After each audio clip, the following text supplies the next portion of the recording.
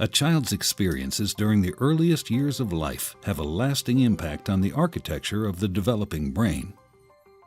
Genes provide the basic blueprint, but experiences shape the process that determines whether a child's brain will provide a strong or weak foundation for all future learning, behavior, and health. During this important period of brain development, billions of brain cells called neurons send electrical signals to communicate with each other. These connections form circuits that become the basic foundation of brain architecture. Circuits and connections proliferate at a rapid pace and are reinforced through repeated use. Our experiences and environment dictate which circuits and connections get more use. Connections that are used more grow stronger and more permanent. Meanwhile, connections that are used less fade away through a normal process called pruning. Well-used circuits create lightning-fast pathways for neural signals to travel across regions of the brain. Simple circuits form first, providing a foundation for more complex circuits to build on later.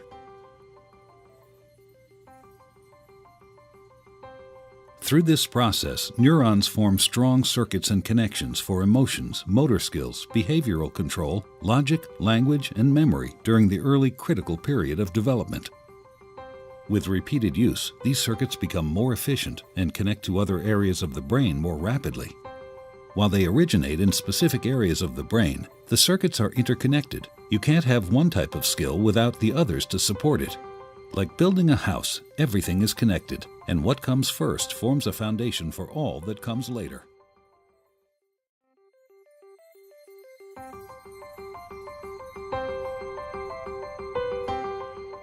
The key to forming strong brain architecture is what's known as serve and return interaction with adults. In this developmental game, new neural connections form in the brain as young children instinctively serve through babbling, facial expressions, and gestures. And adults return the serve, responding in a very directed, meaningful way. It starts very early in life, when a baby coos and the adult interacts and directs the baby's attention to a face or hand. This interaction forms the foundation of brain architecture upon which all future development will be built. It helps create neural connections between all the different areas of the brain, building the emotional and cognitive skills children need in life. For example, here's how it works for literacy and language skills. When the baby sees an object, the adult says its name. This makes connections in the baby's brain between particular sounds and their corresponding objects. Later, adults show young children that those objects and sounds can also be represented by marks on a page. With continued support from adults, children then learn how to decipher writing and eventually to write themselves. Each stage builds on what came before. Ensuring that children have adult caregivers who consistently engage in serve and return interaction, beginning in infancy, builds a foundation in the brain for all the learning, behavior, and health that follow.